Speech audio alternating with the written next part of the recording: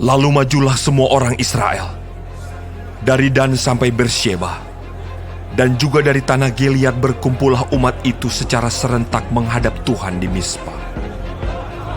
Maka berdirilah para pemuka dari seluruh bangsa itu, dari segala suku orang Israel, memimpin jemaah umat Allah, yang jumlahnya 400.000 orang berjalan kaki, yang bersenjatakan pedang. Kedengaranlah kepada Bani Benyamin bahwa orang Israel telah maju ke Mizpa. Berkatalah orang Israel, ceritakan bagaimana kejahatan itu terjadi. Lalu orang Lewi, suami perempuan yang terbunuh itu, menjawab, Aku sampai dengan gundikku di Gibea, kepunyaan suku Benyamin, untuk bermalam di sana. Lalu warga kota Gibea itu mendatangi aku dan mengepung rumah itu pada malam hari untuk menyerang aku.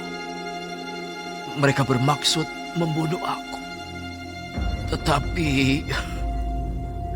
gundikku diperkosa mereka sehingga mati.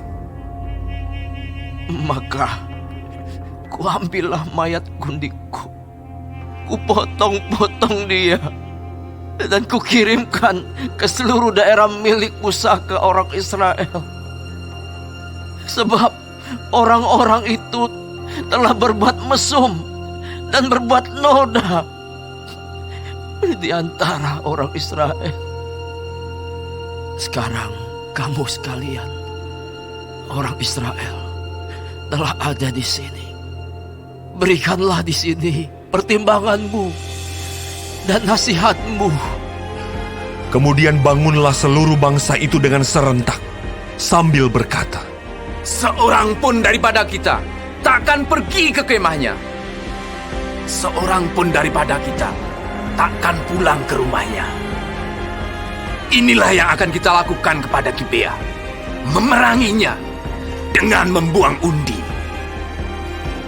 Kita akan memilih dari seluruh suku Israel 10 orang dari tiap-tiap 100 orang dari tiap-tiap 1.000, 1.000 orang dari tiap-tiap 10.000 untuk mengambil bekal bagi laskar ini, supaya sesudah mereka datang dilakukan kepada Gibea Benyamin setimpal dengan segala perbuatan noda yang telah diperbuat mereka di antara orang Israel.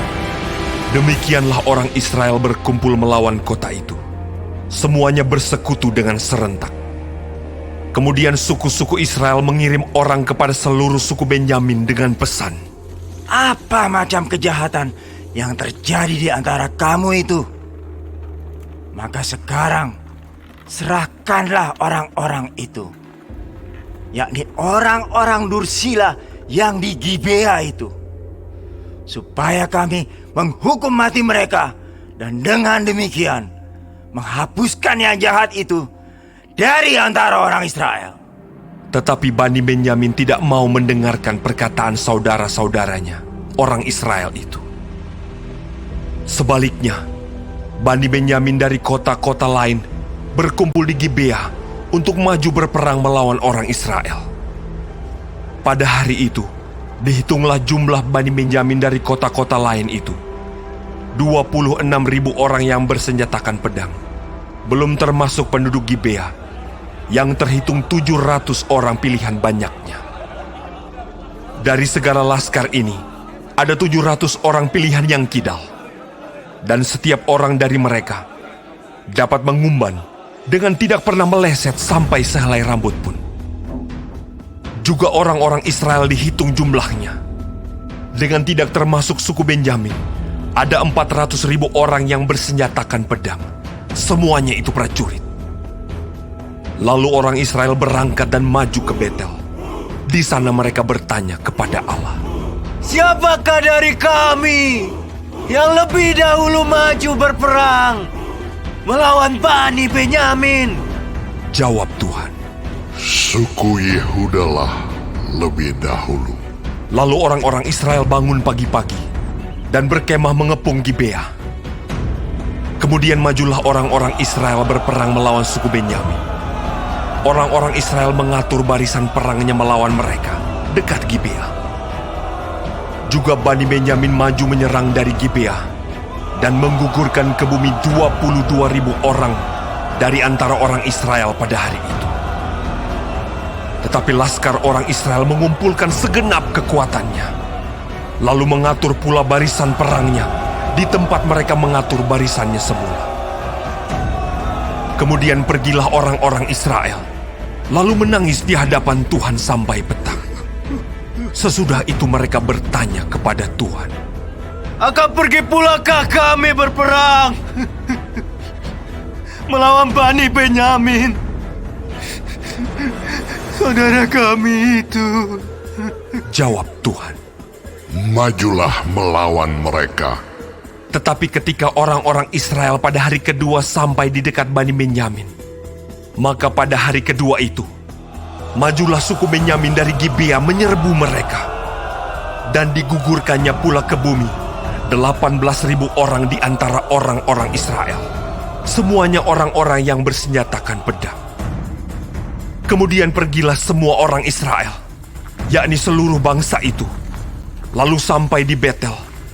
Di sana mereka tinggal menangis di hadapan Tuhan, berpuasa sampai senja pada hari itu, dan mempersembahkan korban bakaran dan korban keselamatan di hadapan Tuhan. Dan orang-orang Israel bertanya kepada Tuhan. Pada waktu itu, ada di sana tabut perjanjian Allah. Dan Pinehas bin Eleazar bin Harun menjadi imam Allah pada waktu itu. Kata mereka, Haruskah kami maju sekali lagi untuk berperang melawan Bani Benyamin saudara kami itu? Atau haruskah kami hentikan itu? jawab Tuhan, Majulah, sebab besok aku akan menyerahkan mereka ke dalam tanganmu. Lalu orang Israel menempatkan penghadang-penghadang sekeliling Gibea. Pada hari ketiga, majulah orang-orang Israel melawan Bani Benyamin dan mengatur barisannya melawan Gibea seperti yang sudah-sudah. Maka majulah Bani Benyamin menyerbu laskar itu. Mereka terpancing dari kota, dan seperti yang sudah-sudah, mereka mulai menyerang laskar itu pada kedua jalan raya. Yang satu menuju ke Betel, dan yang lain ke Gibea melalui padang. Sehingga terbunuh beberapa orang, kira-kira 30 orang di antara orang Israel.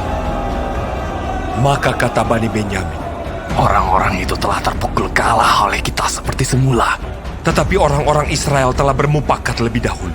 Marilah kita lari dan memancing mereka dari kota ke jalan-jalan raya. Jadi orang Israel bangun dari tempatnya dan mengatur barisannya di Baal Tamar. Sedang orang Israel yang menghadang itu tiba-tiba keluar dari tempatnya, yakni tempat terbuka dekat Geba, dan sampai di depan Gibea. Sebanyak 10.000 orang pilihan dari seluruh Israel. Pertempuran itu dahsyat, tetapi Bani Benyamin tidak tahu bahwa malapetaka datang menimpa mereka. Tuhan membuat suku Benyamin terpukul kalah oleh orang Israel. Dan pada hari itu, orang-orang Israel memusnahkan dari antara suku Benyamin 25.100 orang. Semuanya orang-orang yang bersenjatakan pedang. Bani Benyamin melihat bahwa mereka telah terpukul kalah.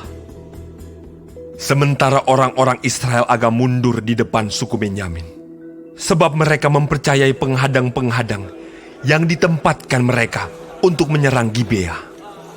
Maka segeralah penghadang-penghadang itu menyerbu Gibea. Mereka bergerak maju dan memukul seluruh kota itu dengan mata pedang. Tetapi orang-orang Israel telah bermufakat dengan penghadang-penghadang itu untuk menaikkan gumpalan asap tebal dari kota itu. Ketika orang-orang Israel mundur dalam pertempuran itu, maka suku Benyamin mulai menyerang orang Israel, sehingga terbunuh kira-kira 30 orang, karena pikir mereka, Tentulah orang-orang itu terpukul kalah sama sekali oleh kita, seperti dalam pertempuran yang dahulu. Tetapi pada waktu itu, mulailah gumpalan asap naik dari kota itu, seperti tiang asap, suku Benyamin menoleh ke belakang, dan tampaklah kota itu seluruhnya terbakar. Apinya naik ke langit. Lagi pula orang-orang Israel maju lagi. Maka gemetarlah orang-orang Benyamin itu, sebab mereka melihat bahwa malapetaka datang menimpa mereka. Jadi, larilah mereka dari depan orang-orang Israel itu ke arah padang gurun. Tetapi pertempuran itu tidak dapat dihindari mereka. Lalu orang-orang dari kota-kota menghabisi mereka di tengah-tengahnya. Mereka mengepung suku Benyamin itu, mengejarnya dengan tak henti-hentinya, dan melandanya sampai di depan Gibea di sebelah timur. Dari Bani Benyamin ada tewas 18.000 orang. Semuanya orang-orang gagah perkasa. Yang lain berpaling lari ke padang gurun, ke bukit batu Rimon. Tetapi di jalan-jalan raya masih diadakan penyabitan susulan di antara mereka. 5.000 orang. Mereka diburu sampai ke Gideon dan dipukul mati 2.000 orang dari mereka. Maka yang tewas dari suku Benyamin pada hari itu seluruhnya berjumlah 25.000 orang yang bersenjatakan pedang.